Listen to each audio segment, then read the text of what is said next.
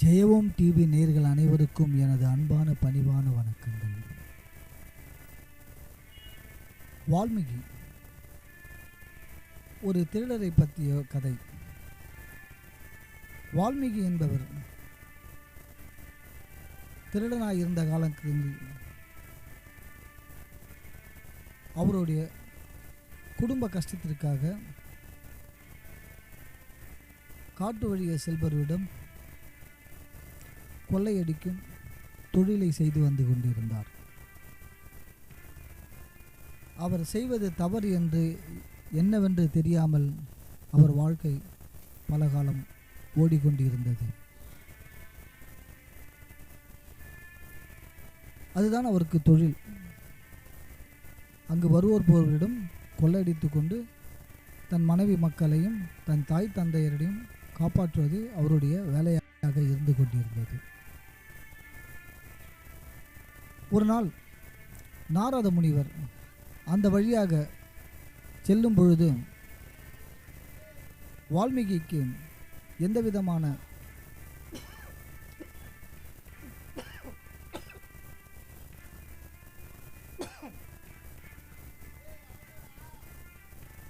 அன்று எந்த விதமான கொள்ளையடிப்பதற்கு ஆட்கள் வராமல் அவர் எதையும் பெற முடியாமல் ரொம்பவும் வருத்தத்தில் இருந்து கொண்டிருந்தார் வால்மீகி.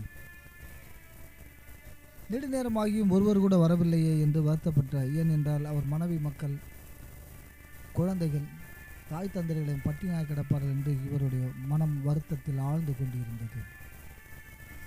ஒரு நாளைக்கு ஏதாவது கிடைச்சிடும் அவர். ஆனால் அன்னைக்குன்னு பார்த்து வால்மீகிக்கு எதுவுமே கிடைக்கல. அவர் வால்மீகிக்கு கிடைக்காதுன்னா ஒரே வருத்தத்தில் அப்படியே ஒரு மரத்தில் சாஞ்சி அப்படியே உட்காந்துட்டு இருக்கார் சோகமாக. ஏன்னா அன்றைக்கி அவர் ஏதாவது எடுத்துகிட்டு போகலன்னா அங்கே வீட்டில் எல்லாருமே பட்னி பசி பட்னி எல்லாம் அனுபவிப்பார்கள் என்று இவர் வருத்தப்பட்டிருந்தார். நெடுநேரமாகியும் யாரும் வராத காரணத்தினால் சோகத்திலும் ஆழ்ந்து கொண்டு உட்கார்ந்து கொண்டிருந்தார் வால்மீகி. அந்த வழியாக ஒரு முனிவர் கடந்து போவதை இவர் பார்த்தார். சரி, இவரையும் விட்டால் நமக்கு ஆள் கிடையாது, நாம் அவர்கிட்ட ஏதாவது நம்ம கொள்ளையடிச்சிடலாம் அப்படின்ட்டு அவர் ஒரு முடிவு கட்டுறார்.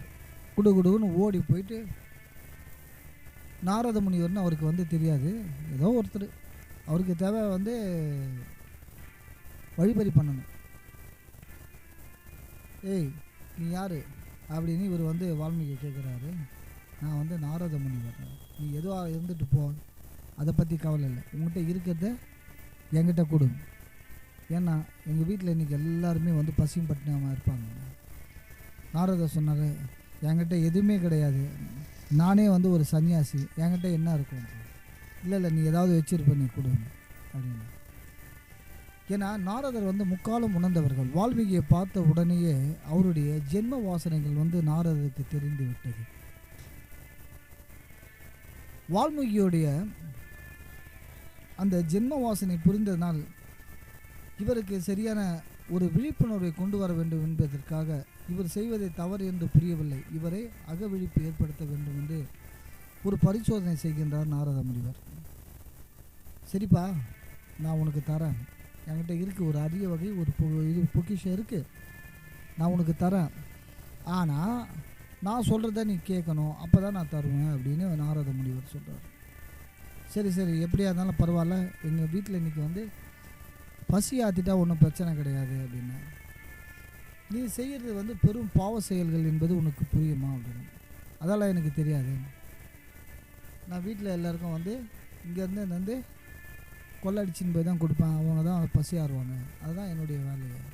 இல்லைப்பா, நீ பெரும் பாவம் செய்து கொண்டு இருக்கின்றாய், பாவத்திலிருந்து நீ மீண்டு வர முடியாமல் அவதிப்படுவாய், பாவ மூட்டைகளை இறக்கி வை, நீங்கள் சொல்கிறது எனக்கு ஒன்றுமே விளங்கலை அப்படின்னு இவர் சொல்கிறார். சரி, இவ்வளோ காலம் நீ யாருக்கோசரம் பாடுபட்டு கொண்டு இருந்தாய் அப்படின்னு நாரத முனிவர் கேட்குறாரு. என்னுடைய மனைவி மக்கள். சரி, போயிட்டு உன் மனைவி கிட்ட போயிட்டு, நீ அவங்களுக்கோசம் தானே கொள்ளையடிச்ச இல்லை அப்படின்னா, நீ செய்த பாவங்களில் பாதி அவங்க ஏற்றுக்கிறாங்களான்னு கேட்டுட்டு வா, அப்படின்னா நான் உனக்கு அரிய வகை பொக்கிஷத்தை உனக்கு நான் தரேன் அப்படின்னு நாரத முனிவர் சொல்கிறார். நான் அவங்களுக்கோசரம் தான் இத்தனை காலம் இருந்தேன். அப்போ வந்து என்னுடைய பாவ வினைகளை அவர் ஏற்றுக்கொள்ள மாட்டார்களா? ஏற்றுக்கொள்வார்கள். நான் உடனே கேட்டு வருகின்றேன் என்று விரைந்து காட்டிலிருந்து விரைந்து சென்று அவருடைய குடிலுக்கு வால்மீகியை செல்கின்றார். அப்போது தன் மனைவியிடம் அன்பாக மனைவி கேட்குற, என்னங்க இன்றைக்கி எதுவும் எடுத்துகிட்டு வரலையா அப்படின்னு. இல்லை எடுத்துகிட்டு வரேன், ஆனால் நான் கேட்கும் கேள்விக்கு நீ அழகான ஒரு பதிலை சொல்ல வேண்டும் என்று. சொல்லுங்கள், நான் சொல்கிறேன் அப்படின்னா, தினம் தினம் கொள்ளையடித்து தானே உங்களுக்கு வந்து நான் உங்களுக்கு உணவு பரிமாறுகின்றேன், உணவு கொடுக்கின்றேன் அல்லவா? உங்களால் தானே நான் வந்து திருடனாய் மாறிக்கொண்டு இருந்தேன், மாறி இருக்கின்றேன் அல்லவா? ஆமாங்க. அப்படின்னா நான் செய்கிற பாவத்தில் வந்து பாதியை நீ ஏற்றுக்க வேணும்ல. அப்போ நீ ஏற்றுக்க, ஏன்னா உங்களுக்கோசம் தானே பாவம் செஞ்சேன், அதனால் அந்த பாவத்தை ஏற்றுக்க.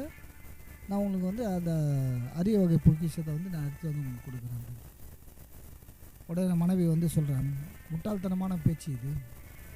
ஏனென்றால் குடும்பத்தை பார்ப்பது உன்னுடைய கடமை, உன் தாய் தந்தையை பார்ப்பது உன்னுடைய கடமை. இதெல்லாம் உன் கடமை, நீ செஞ்சுதான் ஆகணும்.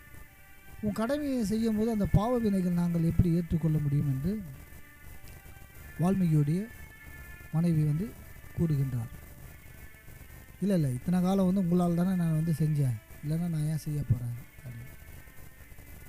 நீ சம்பாரிச்சு போகிறது உன்னுடைய கடமை, நீ உன் கடமையிலேருந்து நீ மீறக்கூடாது. உன் கடமையை வந்து அது வந்து நீ பாவம் செஞ்சாலும் செய்யலைனாலும் நீ சம்பாரிச்சு போட வேண்டிய கட்டாயங்கள் அப்படின்னு. இவர் வந்து மனசில் அப்படியே லைட்டாக ஒரு நெருண்டல்கள் வந்து ஏற்படுகின்றது. கடன்னு போடுறார் மறுபடியும். ஓ முனி, நீ சொன்ன மாதிரி கேட்டேன், பொண்டாட்டி ஒத்துக்க மாட்டேன்றா, என்னன்னு பாரு. சரி, மனைவி தானே விட்டுட்டேன், நீ என்ன பண்ணுற, நான் உனக்கு என்ன எப்படியா இருந்தாலும் அந்த அரிய வகை பொக்கிஷத்தை வந்து நான் கொடுத்துட்றேன். ஆனால் போயிட்டு உன்னுடைய தாய் தந்தையிடம் வந்து கேட்டு பதில் சொல்லு அப்படின்னு சொல்கிறார். உடனே போகிறார். என் மனைவி தான் ஒத்துக்கலை, ஏன்னா என்னை அவங்க பெற்றவங்க, அதனால் வந்து கண்டிப்பாக வந்து என்னுடைய பாவத்தை அவர்கள் ஏற்றுக்கொள்வார்கள் அப்படின்ட்டு இவர் இந்து கிடக்கிடன்னு போகிறார். போயிட்டு அவங்க அப்பா அம்மா கிட்ட வந்து பேசுகிறார். அம்மா, என்னப்பா இன்றைக்கி எதுவும் எடுத்துகிட்டு வரலையா, என்ன இது ரொம்ப பசியாக இருக்குது? இல்லைம்மா நான் எடுத்துகிட்டு வரேன், என்னுடைய கேள்விக்கு மட்டும் ஒரு பதில் சொல்லுங்கள் அப்படின்னு அப்பா அம்மாண்ட கேட்குறாரு. இத்தனை காலம் உங்களுக்காக தானே நான் கொள்ளையடித்தேன், உங்களுக்காக தானே நான்.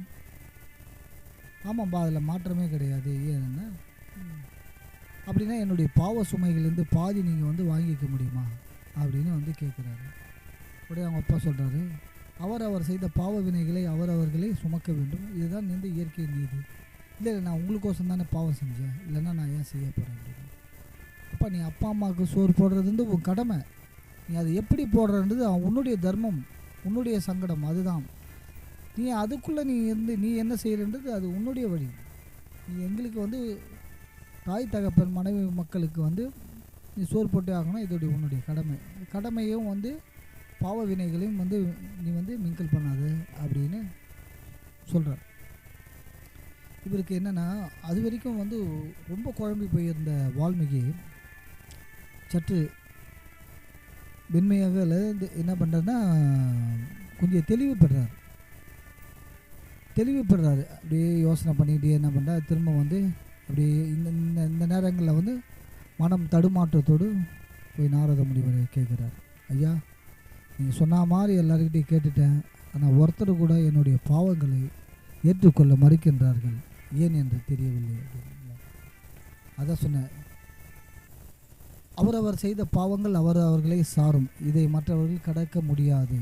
ஏன்னா நீ வந்து என்ன பாவம் செய்கிறேன்னு தெரியாமல் செஞ்சுட்டு இருக்க. சரி, இது வரைக்கும் செஞ்சுட்ட, உனக்கு வந்து பிறவி வாசனை வந்து புரியவில்லை, அதனால தான் நீ மாட்டி மூழ்கின்னு இருக்க.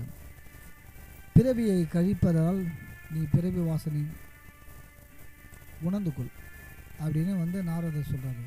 சரி ஐயா, நான் இதிலேருந்து விடுபடுறதுக்கு நான் என்ன செய்யணும் அப்படின்னு வந்து முனிவர்கிட்ட வந்து கேட்குறாரு. ஆனால் அதுக்கு முன்னாடி என்னென்னா, மந்திர உபதேசங்கள் வந்து என்னென்னா, திருடர்கள், இந்த பொய் சொல்கிறவங்க, களவாடுபவர்கள், இவங்களுக்கெல்லாம் வந்து அந்த மாதிரி சொல்லக்கூடாதுன்னு ஒரு நீதி இருந்தது. அப்போ வந்து இவர் வால்மீகி வந்து ஒரு திருடனாக இருந்ததுனால அந்த மந்திர உபதேசங்கள் இவருக்கு வந்து சொல்லக்கூடாதுன்ற. ஆனால் இவர் வந்து நாரத முனிவர் சொல்ல வேண்டிய கட்டாயத்தில் இருக்கின்றார். எப்படி அவருக்கு நம்ம உபதேசம் பண்ணுறதுன்னு நாரத முனிவர் சற்று சிந்திக்கின்றார். சரிப்பா, நான் மந்திரம் சொல்கிறேன், நீ அந்த மந்திரத்தை சொல்லு அப்படின்னு சொல்லுவேன்னா, அப்போ இது என்னன்னா இந்த மரம் அப்படின்றார். சரிப்பா, அந்த மரம் அப்படின்ற பெயரை நீ வந்து தொடர்ந்து உச்சரி, எல்லாமே காலப்போக்கில் சரியாகி விடும் அப்படின்னு. மரம் சொன்னால் எப்படி ஞானங்கள் கிடைக்கும்? நீ சொல்லி எல்லாமே கிடைக்கும், ஒன்றும் பிரச்சனை கிடையாது அப்படின்ற. இப்போ அந்த இடத்துல வந்து உட்காந்து மரா மரா மரா அப்படின்ற மந்திர உச்சாடனங்கள் சொல்லி கொண்டு பல காலங்கள் வந்து போய்விட்டது.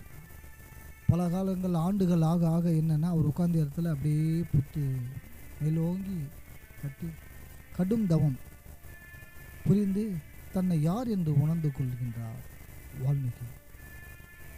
ஆக்சுவலாக என்னென்னா, வால்மீகி அந்த பேர் அவருக்கு வந்து அதுக்கு முன்னாடி வந்து ஒரு வேடவன் தான், அதாவது கொள்ளையன் திருடன் அந்த மாதிரி தான் பேர் இருந்தது. இந்த புற்று வந்து தன் உடலை மறைப்பதற்காக புற்று கட்டி அந்த கடும் தவம் புரிந்த நாள் அந்த அந்த லாங்குவேஜில் வந்து வால்மீகி என்றால் புற்று கட்டிய முனிவர் என்று பெயர் சொல்லப்படுகின்றது. அதனால் அவருக்கு வந்து வால்மீகின்னு பெயர் வைக்கப்பட்டது. அப்புறம் ஞானம் அடைந்த காலத்துக்கு அப்புறம் வந்து ஒரு மிகப்பெரிய காவியங்களை வந்து அவர் காவியங்கள் ராமாயணத்தை வந்து வால்மீகி தான் வந்து இயற்றப்படுகின்றார். வால்மீகி வந்து ராமாயணத்தை மட்டும் இயற்றப்படவில்லை, பற்பல காவியங்களையும் அவர் வந்து எழுதப்பட்டிருக்கின்றார். அதில் வந்து வால்மீகி ராமாயணம்ன்றது அற்புதமான ஒன்று, அதில் மாற்றங்களே கிடையாது.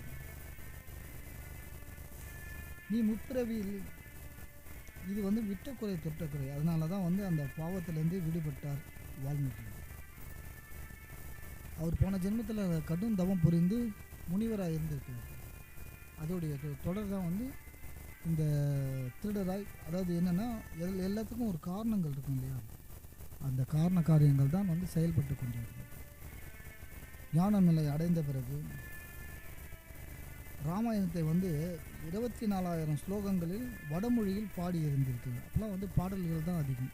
ஆனால் ராமாயணத்தை வந்து ராமருடைய காவியங்களை வந்து பாடல்களாய் பாடியவர் வந்து 24,000 ஸ்லோகங்களாய் சொல்லப்பட்டிருக்கு. இவர் அதிகப்படியாக வந்து சில விஷயங்களை வந்து சொல்லிட்டு இருந்தார். என்ன சொல்கிறாருன்னா, போலி வேடதாரிகளை நம்பக்கூடாதுன்றது ஆணித்தரமாக சொல்லணும். ஏன்னா போலி வேடதாரிகளை நான் தான் வந்து முனிவர், நான் ரிஷிகள் என்று நிறைய பேர் வந்து இருந்துட்டுருக்காங்க. அதை வந்து தவிர்க்க வேண்டும்னு அவருடைய பாடல்கள் வந்து குறிப்பிடுகின்றார். வால்மீகி மகரிஷி ராமாயணம், ஆனந்த ராமாயணம், வால்மீகி சிவயோக ஞானம் 10,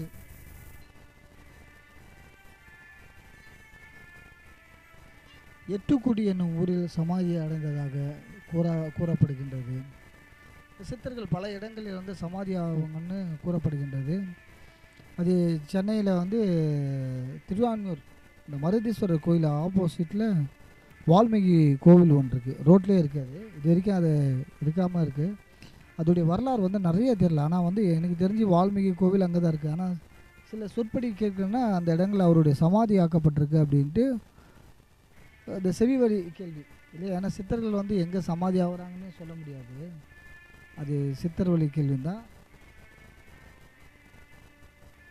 சித்தர்கள் எல்லாரும் மனிதன் எப்படி வாழ வேண்டும், நல்வழிப்படுத்த வேண்டும், ஒழுக்க நெறிகளை கடைபிடிக்க வேண்டும் என்று சொல்லிவிட்டு சென்றார்கள். அதற்காக இறைவனை அடைந்து முக்தி நிலை அடைந்து இறைநிலையோடு கரைந்து போக வேண்டும் என்பது அனைத்து சித்தர்களும் சொல்லிக்கிறார். அனைத்து சித்தர்களுக்கும் நன்றி. ஓம் சாந்தி. ஜெய ஓம்.